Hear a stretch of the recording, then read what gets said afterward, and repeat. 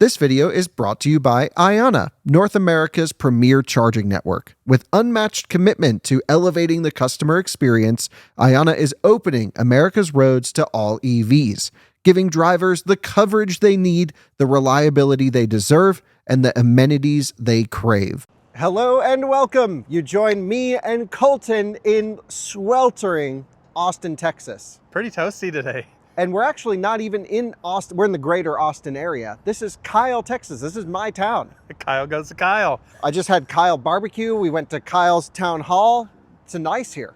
It's really nice. If only we could outlaw, like, I don't know, Nissan Versas, or what would we outlaw in the EV world if we had the opportunity? That, no, just kidding. Neros, no Nero electrics. No, Nero electrics are fine. Maybe like no early BZ4Xs allowed here. There you go. You drive one of those, it's impounded. We Yep. send that to Austin. That's not allowed in Kyle. Love Anyway, we came all the way here to test Tesla FSD stuff, which we're going to do later on. But our friends at XCharge have their headquarters here. And you guys know that they actually let us have one of their battery integrated DC fast charging units. That looks like that over there. Ignore the free wire that looks like it got dropped from a helicopter. What Dude, the heck? what? We just rolled up here and I don't know what the story is, but we'll ask Aatish when we get here. That's hilarious. So we have that white thing at the office. That's our normal DC charger. I've made a bunch of videos on it. We recently went through and upgraded the cables. And since that's been installed at the office, our friends at XCharge have come out with a new unit called GridLink.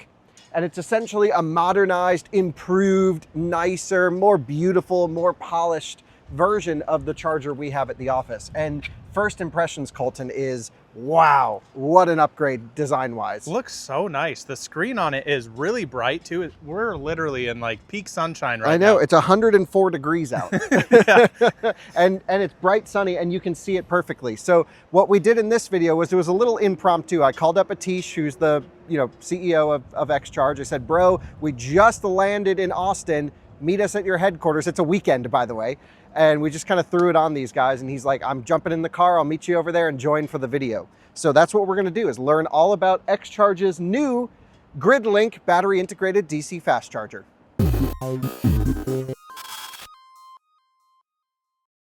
I'd like to thank our friends at the CCAN Action Fund for sponsoring this video. Guys, we have never seen anything like this. Right now, your chances of winning an electric car truly have never been better. Here's the situation. The CCAN Action Fund annual EV raffle is bigger than ever. I'll explain that in a second. And they're actually undersold way below expectations this year. So they've only sold about 5,000 tickets, which means you have plenty of opportunities to get in and really have some insane odds, because each entry not only gives you one chance to win, not two chances to win, but three chances to win some insane electric cars. If you need a reminder, even after all these times of me telling you, first place has the chance to win a Rivian R1T or R1S, a Lucid Gravity or Air, or a Porsche Taycan or Macan EV. That second place prize, still really cool. Hyundai Ioniq 5 or Volkswagen ID Buzz, both awesome electric cars. And for the first time ever, this new third place prize, still a great EV, the Chevy Equinox EV. Again, with them being undersold and so many opportunities to win, the chances have never been better to get in on this awesome raffle and support a nonprofit fighting for a greener Earth. You can visit the link in the description of this video. Thanks to the CCAN Action Fund for sponsoring this video. Back to the action. Coleton, I'd much rather be reviewing that blacked out semi right there. That thing is sweet. Love a good Peterbilt, and that is just full murdered out. That's like something you'd see in like a movie or something. Yeah, for sure. Yeah, that's crazy looking. That is insane. Anyway, so this is the charger that I think was here before they just upgraded it to GridLink. What they're gonna do with this charger, I have no idea. We need charging at the track. Ooh, that would be a perfect solution. Maybe we got to ask Aatish very nicely. They probably won't do that. They already gave us one charger. These guys, they would be insane. So the whole idea, and you guys will be familiar with this, I think this was one of the first ones, and this thing's lived a rough life. It's just been cycled. They full charged it every day, beat the crap out of it, just trying to see what would happen in real world testing. And apparently they get a significant amount of throughput here because the word has gotten out here in Kyle, Texas, that they have cheap charging at their headquarters. And they're like, people just show up, Uber drivers, whatever. It's on PlugShare. Yeah, and just charge here. And that's great. That's awesome. Similar to our charger at the office in Fort Collins, I have it set to very low pricing and people just go and charge. And as long as they're not idling or doing a Mach-E to 100% where they take forever, I'm cool with it. This is essentially the existing unit. So I'll give you everyone a brief overview. It uses LFP cells, I believe BYD LFP cells, 233 kilowatt hours gross. I think it's like 207 usable. The numbers kind of escape me, but essentially you can take a low power input feed, which then slow charges the battery, and then it can combine the input feed with the battery pack to then DC charge fast. So what we did with this was a really cool project. At our office, we only had a level 2 station with a very small conduit running to it. We wanted to put in DC fast charging, and this was really the only solution on the market that allowed for us to take a low power 480 input feed. The reason we went to 480, 2 reasons. That can actually support 208, which is really cool. So that doesn't need anything. Nice. We put in 480 here, because we could. It was an easy switch just from panel to panel at the powerhouse, but also this needed 480. But we were able to essentially get about 30 kilowatts of power to it through an already pretty small conduit size. I forget the exact thickness of wiring we ran. It's in our install video. And we can basically slow charge our battery. I set my charge limit to 90% every day on our unit. And dude, it gets used like crazy. We're doing megawatt hours of high power DC charging, just replacing a level 2 station. So, if you're doing an off-highway corridor charging park where you need 100 DC fast charging stalls, like some of these big supercharging stations, this is not the product for that at all. You need dedicated power, substation, giant transformers have to go in, stuff like that. If you have a building like we did, where we genuinely would have to tear up the entire parking lot to put in a DC charger, and you can just slap this thing in where there's huge power constraints. You can also run this bidirectionally, so you could power the building in the event of a power fault. Now it's the powerhouse where we operate up. There's never. No. It was the old power station of the city. And so I just think it was such a cool idea to have this basically working in areas where it would be impossible or cost prohibitive to install high power DC charging. This is a great solution. Now, that and this are the baby versions of their chargers. The babies? Yes. Really? You can see the battery is on the left side of GridLink. Okay. They have another module. You can see the holes input right here. Yeah, look at that. That can go right here, and then you can double the battery capacity. Wow. So if you're a depot with, and I believe you can even link a few of them together with the GridLink. There's a lot more capability here than the Net Zero series that we have. We'll ask Aatish all these questions, of course, but I forget how many kilowatt hours, maybe half a megawatt hour, something like that, 500 kilowatt hour, 400 something, somewhere around there. So what I want to do is charge on this for the first time. So we've rented the front wheel drive burnout machine. Someone, oh, look at this, Coleton. Someone stole the CCS charge flat, which is great, but now it just has this AC charging flat. I should do them a service and rip the whole thing off, but for sure. It's not our car. By the way, almost 50,000 miles on this. Yes. Out of alignment, suspension's kind of gone. 50,000 rental car miles. Does great one-wheel appeals, though. Oh, yeah. She'll light up the tires for a good half a mile. So I've never charged on the new GridLink. So I guess this is not the standby screen. Oh, wait. I can make it go to the standby screen by hitting this. There you go. So because we're at XCharge's headquarters, they have just the XCharge logo. But I could put a giant picture of Ellie on here, or of Oliver, your dog. Yeah. Or them together. Yes, of course. And you could really put whatever you want. Out of Spec Studios logo, branding, video. It's a huge advertising screen, which I think is wonderful. Now, it recognized that we were here. Like when we pulled up, I don't know if it... I touched it the first time, but I feel like it's recognizing you now because it just went away. I don't know if that's a feature. Well, this is an awkward break in the video. Normally we're just one takers, but you guys won't believe how warm it is out here and how strong that sun is. Our phones literally are overheating filming in this condition. What's not overheating is actually this giant ass screen, which is really impressive. And really cool of my friend Aatish to come all the way out here to his own office. Come on in, Aatish. Great to see you. Thanks for joining. And Aatish is, he's Mr. XCharge here in North America. So thanks for doing this. And basically, impromptu video. We wanted our viewers to learn about the new GridLink. Mostly I wanted to learn about it because I've seen it at EVCS, I think. EVCS, and then I think we've had the demo unit at a few shows right now. But I haven't charged on it. I haven't heard the noises it makes. I haven't learned about the new batteries in here. And off camera, we were just talking. I'm like, no, we need to get the camera on because you're already sharing so many good, juicy details. At first glance, maybe you can explain to everyone between Net Zero series and this, what are the core differences? Obviously design, everyone can see that. This is a whole next generation design. So it's a very similar product in terms of function, but in terms of the execution, it's quite different. Starting from the battery pack, this battery pack's internally developed and, researched and whatnot entirely by XCharge. So cool. From the battery packs to the modules to the enclosure to the cooling system actually, and everything you see here, it's all XCharge tech. The Net Zero series that we have that's also at CSU was co-developed with BYD on the ESS side, and then the charger was all XCharge. This one's 100% XCharge ground up, which is a really big achievement for us. Some of the improvements we've done, which are good to note, the AC system is actually a DC to DC AC system. Oh, really? So we developed it because they didn't make a DC to DC AC system that could run on this. So we actually spent a good year developing it, getting it UL tested to get it to work with this system in the way it does. And you can heat and chill with that system. Is it a heat pump system? It is a heat pump chiller system. Cool. That's DC to DC. So it runs off actually the battery and the DC modules inside, depending on the power source that's being used. Whoa.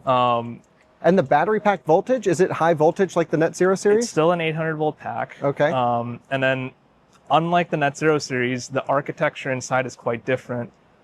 If you were to open up this panel, maybe Alex can give you the cutaways. Yeah. But there's 15 cells in here of roughly 15 point something kilowatt hours of total capacity. So what does that mean for the total capacity of the whole thing? Total capacity is 215 kilowatt hour, so a little less than the Net Zero series. Yep. But with the packs, we have a higher thermal, intake capability, so they do run at a wider range. Oh, nice. Which makes them better for hotter environments like this, as well as cooler environments. You mentioned it's better, but it would just be less power consumption trying to manage them, right? Correct. So our Net Zero series at CSU is that thing gets hardcore abused in the wintertime and extreme heat. Yes. We have never had a thermal issue with it. Like literally not had a single blip on any temperature issue. And this is even better. So that's pretty cool. Much better because of the cells, but then also because of the cooling system. So the individual modules themselves have a layer inside that we've developed that basically allows us to channel fluid much more efficiently. So on the top and the bottom, like a sandwich, as well as in between each row of the cells, we have these microchannels that we've developed in patent that allow us to run coolant through, in a much more efficient manner, allowing the cells to maintain a much, better, temperature threshold. Yeah. Which is really awesome. Additionally, the modules themselves have, a bunch of safety features built in. So the system itself is 9540 full system certified, as well as it's passed the 9540A testing for fire propagation. And the cells and the modules themselves actually flood when a thermal, event is detected, which allow the module to be disabled without completely destroying the system. Right, so maybe we can quantify that. From my understanding, a lot of ESS systems that, they're becoming more popular, where people will get battery storage and integrate it into a charger or standalone. You need to have some sort of internal foam or way to kind of just drench the whole thing, mist the whole thing, if there is a thermal event. Yes. And that's incredibly rare, but also if you build millions of these things, something could happen, someone could crash into it, you never know. What you're saying is rather than taking out the whole battery pack, you're just going to flood that individual 15 kilowatt hour module. Correct. So it saves a lot of money, obviously, when you need to replace it. It also makes it a lot simpler in terms of the investigation and the cleanup side of things. Additionally, any excess water, and underneath, you see here, the base actually has a diaper inside. Oh, wow. So when all this stuff happens, should it happen, the diaper actually absorbs all of the moisture and the fire retardant, which makes it really easy to clean up from an environmental standpoint as well. So this can experience a thermal event in a module and go back into service? Correct. That's almost I've never heard of anything like that. So we actually have, so the test units we have at HQ, out in our R&D facility in Asia, we actually have a unit that was tested with that we've basically swapped out and refurbished and continue to use there for more testing. Wow. But it's a versatile system. It's meant to be used. It's meant to be abused. The way we have it set up here at our office and how we kind of do things around here is we like to abuse and test our stuff in the harshest conditions. This is actually not as hot as it gets here, actually. I'm sure. I mean, it feels like it's boiling, but I'm sure it gets hotter. But we purposely put this here. And actually the installation was a breeze because all we did was rip that thing out and put this here. Right. To go from NZS to GridLink was a direct swap then. Correct. And, you know, it's fully exposed to the elements. It's going to get hailed on. It's going to get rained on. It's going to get frozen. It's going to get beat on. And it's open to the public. So we do get people who come here, charge their cars. We do have some fleets that come here that regularly charge, and we also come here and try and break it and test it as well. And this is the unit that we've been basically beating around for the past 3 months we've had it, and it still functions fine, which I hope you're about to see. I mean, yeah, let's see. We'll plug in the old Nero. This isn't the fastest charging car on the planet, but we'll see. Now, what's interesting, my understanding is like when we were hooking up our Net Zero series, we were lucky enough to have 480 already at the powerhouse.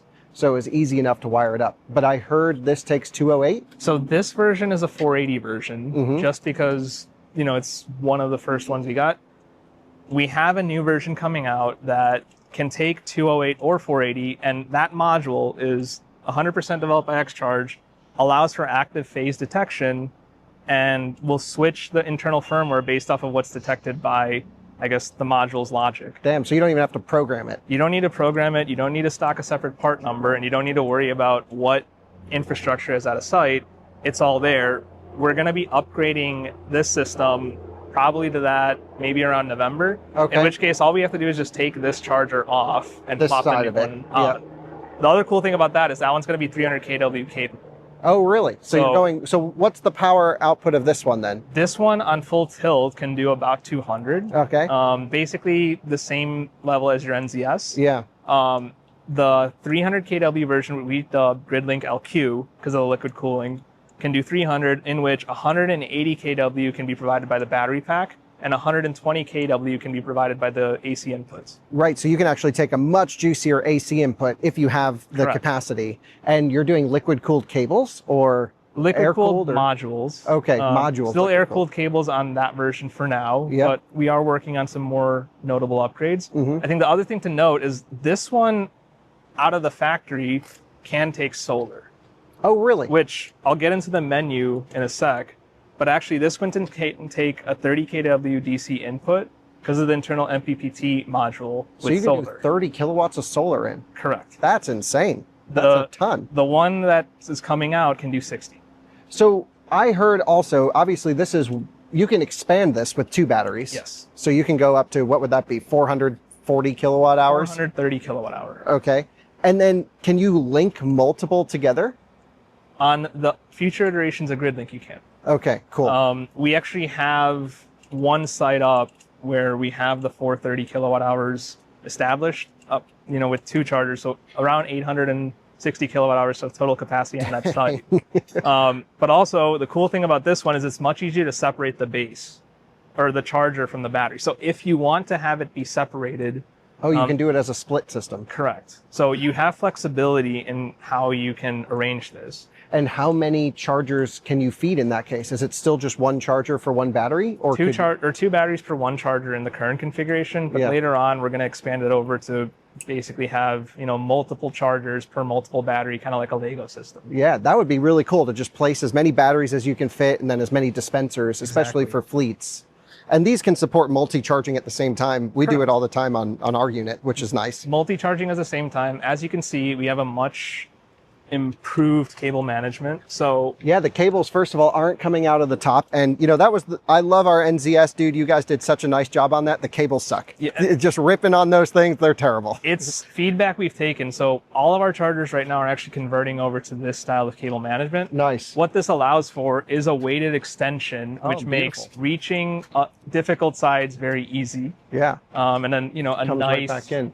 recoil effect as well. Yeah, this is the way to do it. This is proper cable management. Really, really nice.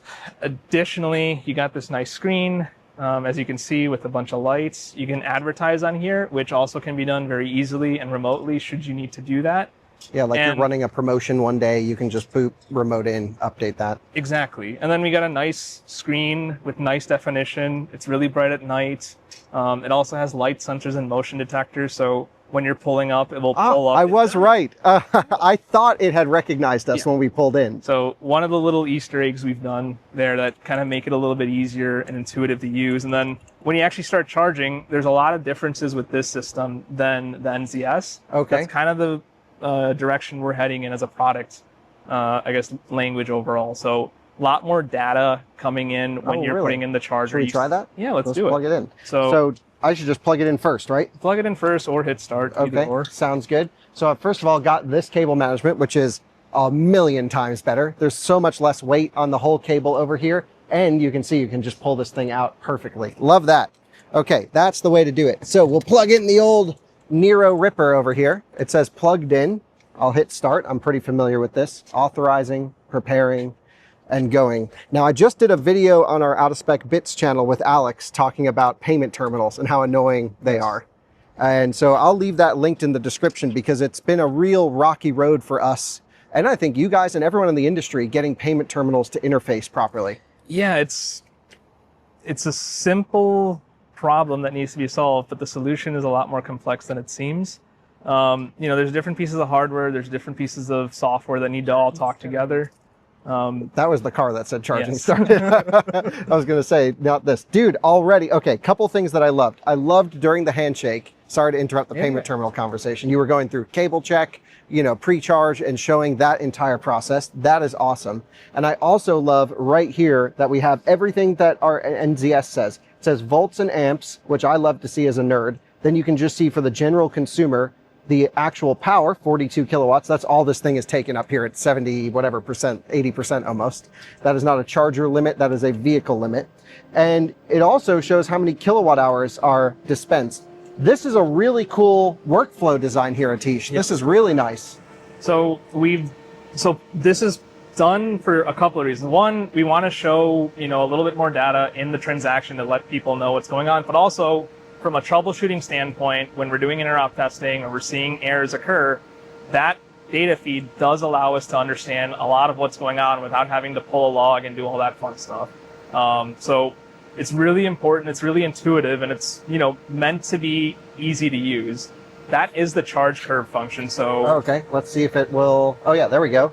And it might still, oh no, okay, so it's just ripping on it right now. Yeah. We're at 75%, and it hasn't really changed, I guess. So we're just seeing actual demand power. We'll probably see an update as we go through the session a little bit. Okay. But another piece of data that we put in there to allow people to kind of just see what's going on when they're charging and not have to wonder too much. Yeah, so is there a way to show, that we're basically at a vehicle limit and not a charger limit at the moment? So on that, actually, it will show demanded power and an actual power. So the demand power will be what's being requested from the vehicle. Right. And actual power is going to be what's being dispensed by the unit itself. It'll be interesting to see how you display that, because sometimes the vehicles will only request what the charger can give it. So it might skew the results a little bit, but it's all you can do, really. It's all we can do based off of the data streams we have. Again, a nice to have. Yeah, totally. And then, of course, you can still charge on the next side. And since we're pulling such little power from here, you still have 100 kilowatts of power available on this side. And it will dynamically adjust. So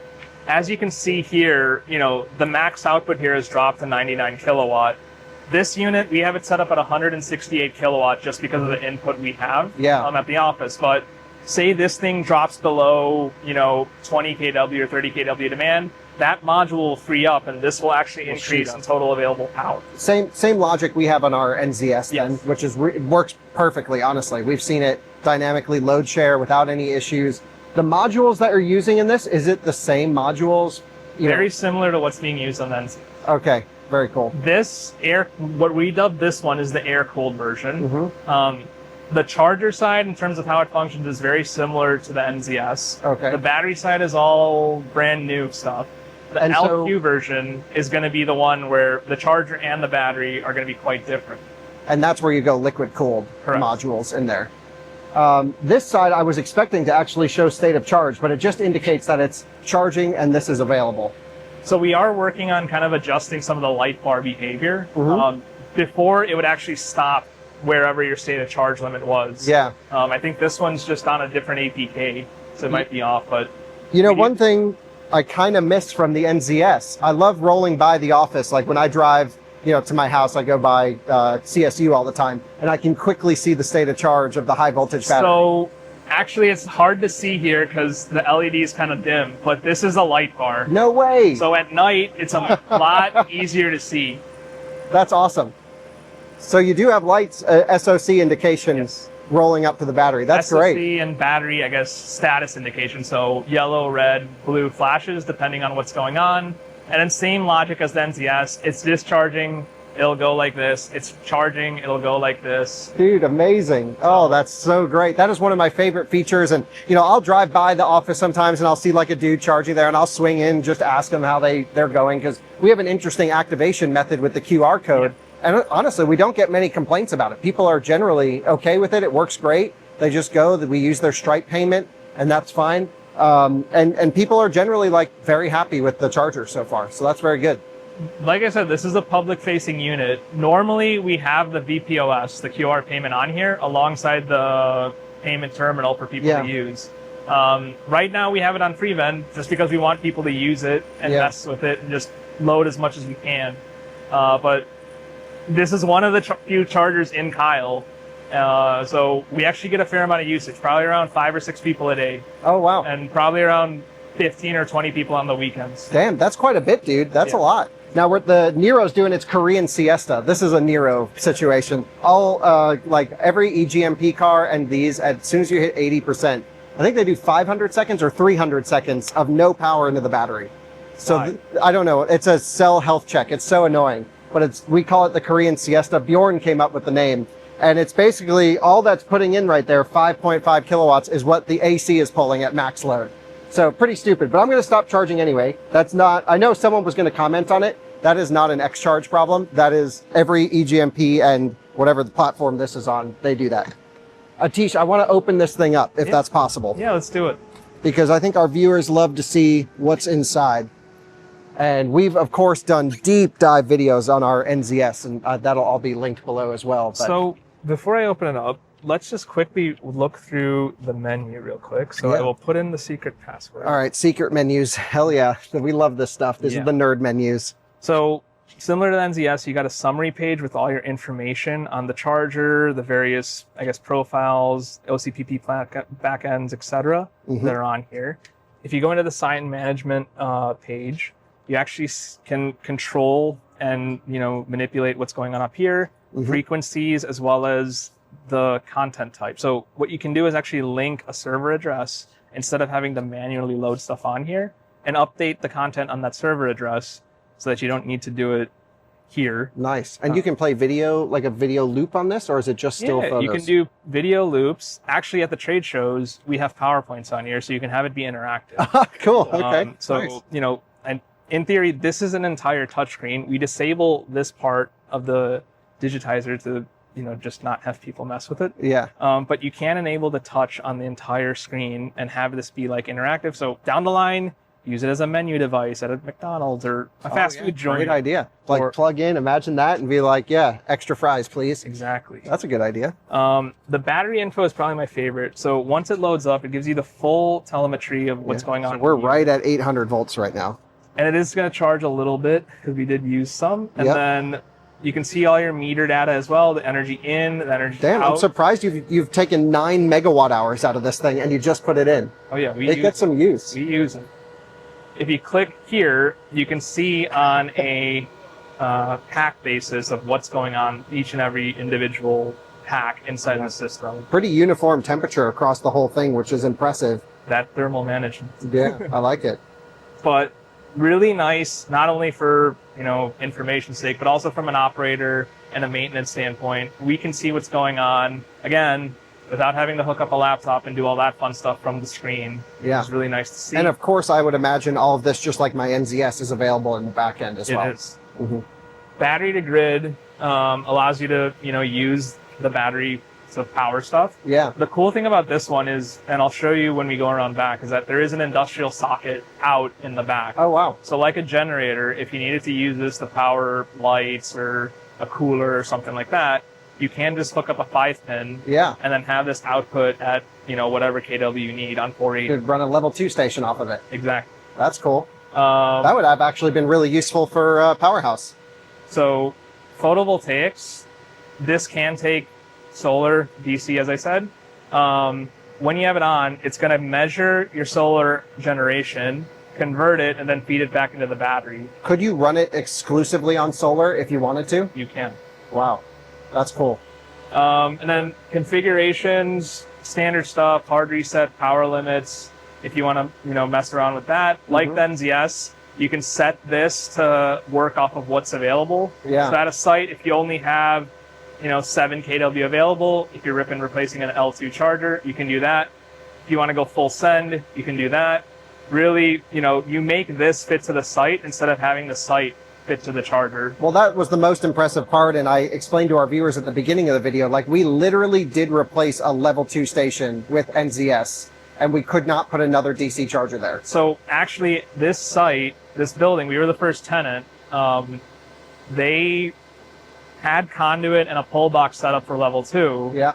And we reused all that infrastructure to put that in, and then obviously this. Yeah, nice. But it's a really powerful thing that a lot of our installs with this have been just level 2 rip and replaces. I mean, it's really such a unique thing in the market, and it's so needed, totally needed.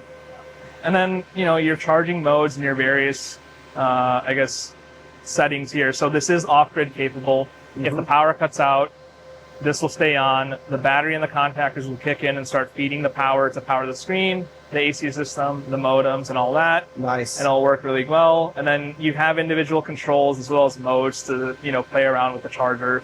A max mode, an eco mode, and a custom mode, depending on how you want to, set things up. I mean, just the flexibility that you have, because you could literally put this anywhere. You can put it in places with high power AC input and do 300 kilowatts for the new version. Yes. Or you could literally put this at Prudhoe Bay, Alaska, and let that thing rip, and you don't even need to hook it up to the grid. We are working on another install that's probably going to go live soon, so I'm sure Alex will hit you up on that. But cool. That's a place where we have 4 of these set up in a grid-limited environment with a bunch of solar.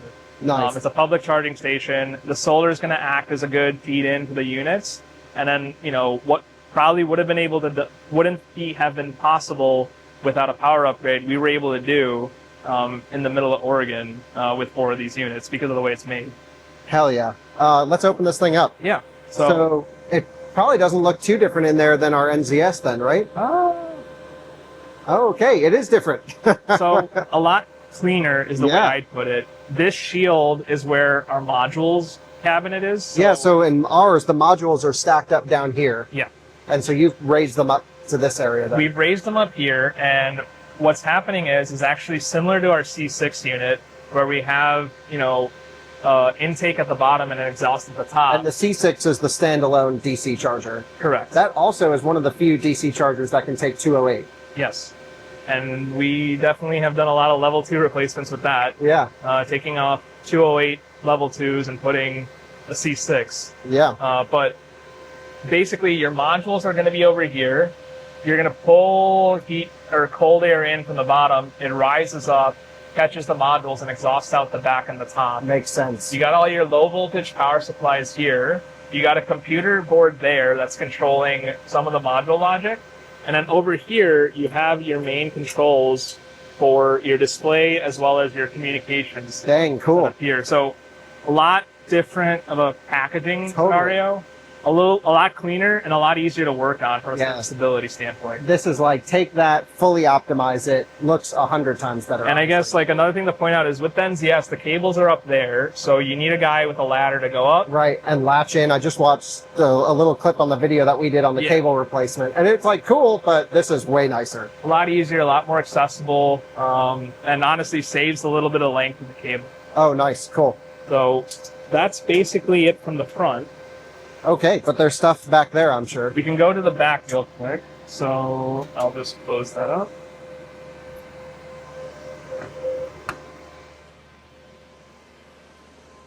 I love this install too. I love that, again, even at your headquarters, you just replaced a level 2 basic connection. It's our bread and butter, I guess, if you want to say. So Nice. your grade inputs are down there, and similar to the old unit, the base is what acts as the channel for all your cabling. So when you put this thing in the ground somewhere, you lay the base first, and you basically a channel for all your cabling. You can lay your cabling in between the batteries, the signal wiring, and all that in there. You have your stub up point for your AC contact. It all aligns nicely,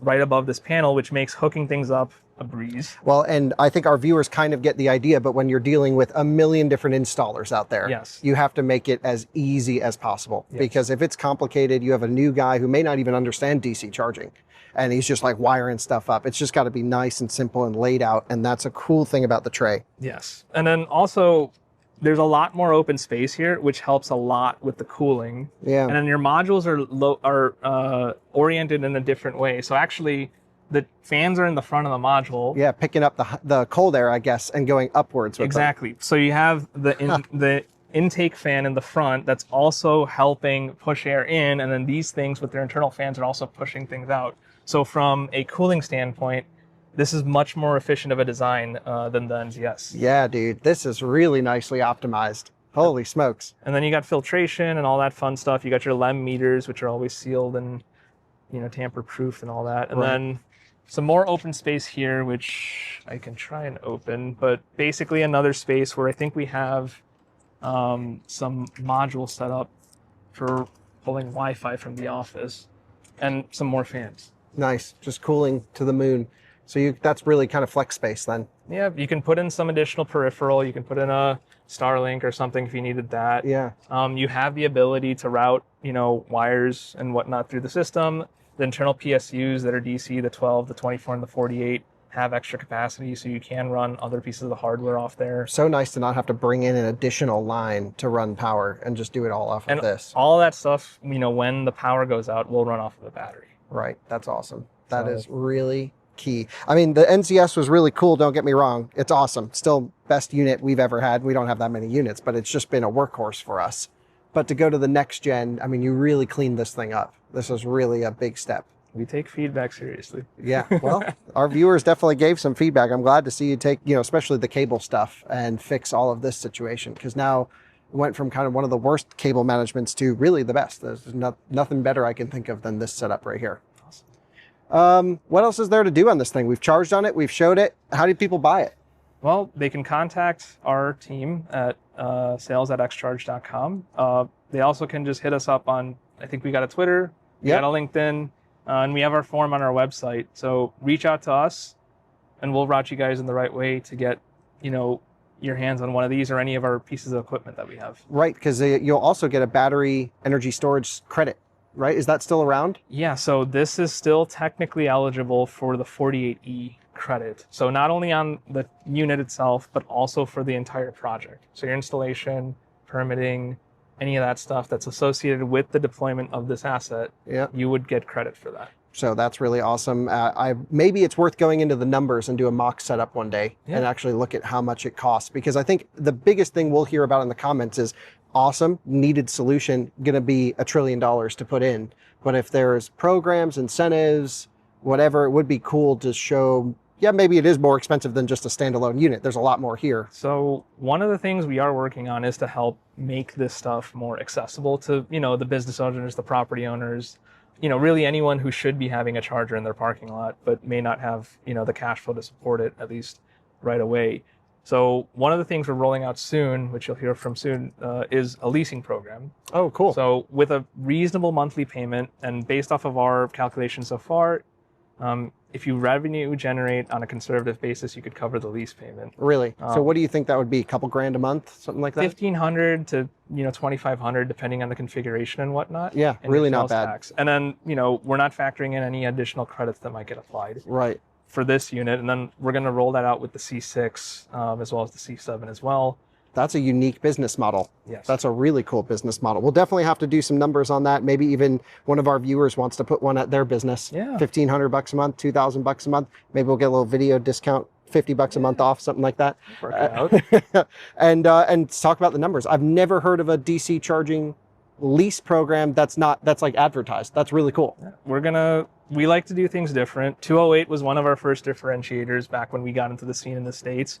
We were one of the first, if not the only, third-party NACS company. Yeah, you did NACS first, basically. Yeah, for a while. And, now we're looking at it from, how do we get more of these in the ground? And, affordability, making this stuff ROI, making this stuff pencil is always going to be the main question. And leasing's a way that a lot of businesses have been able to get off the ground. Finding ways to finance this stuff in a easy manner is what we're hoping to roll out with this new program. Amazing to hear it, dude. Thanks as always. Appreciate it. You've been such a great asset, not only for being crazy enough to let us have an NZS, but also, your team's been really informative to industry stuff. I mean, working with Alex on the payment terminals, great. And this is just one hell of a unit. So Coleton, let's run around to the front. One last look at it before we wrap this video up.